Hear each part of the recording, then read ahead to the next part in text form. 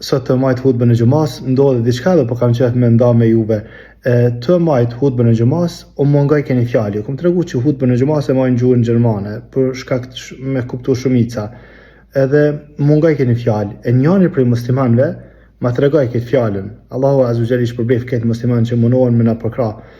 Pyetja është, a lejohet që një musliman me tregu imamit një fjalë, ose një ajet me ja përmirësu, e ka gabu, ose si kujtohet, a lejohet, edhe kundërta, a lejohet imami me i fol atina, me i thonë diçka, të dyjas këto lejohen në musliman, edhe ti si musliman, e ke pa që imami e ka gabu ajetin, lejohet me ja përmirësu, e ke pa që imami s'pi kujtohet ajeti, lejohet me ja kujtu, e ke pa në këtë rast pi mungon një fjalë, si në këtë rast gjuhës, ja ke tregu, nuk ka të keqen në qofë se flet direkt me imamin. Kjo ka ndodhur, është hadithi i njohur i Rasulit alayhis salam që ka hije njëri ka thënë Muhamedi alayhis salam për më fal. Këto e njohur musliman.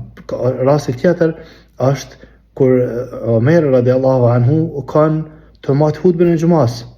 Edhe hi Uthman radiallahu anhuma. I ka thënë Omeri, çfarë vanove?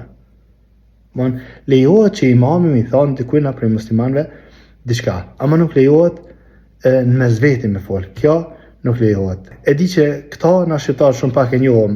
E sot ndodhi e po ta qef me nda me musliman. Allahu azza wa jalla na bëf gjithmonë dobi shumë kudo që jem. Allahu azza wa jalla ju shpërblet të gjithëve për përkrahje. Kudo që jeni, kudo që i përkraheni ata që folin për fe, Allahu azza wa jalla ju shpërblet.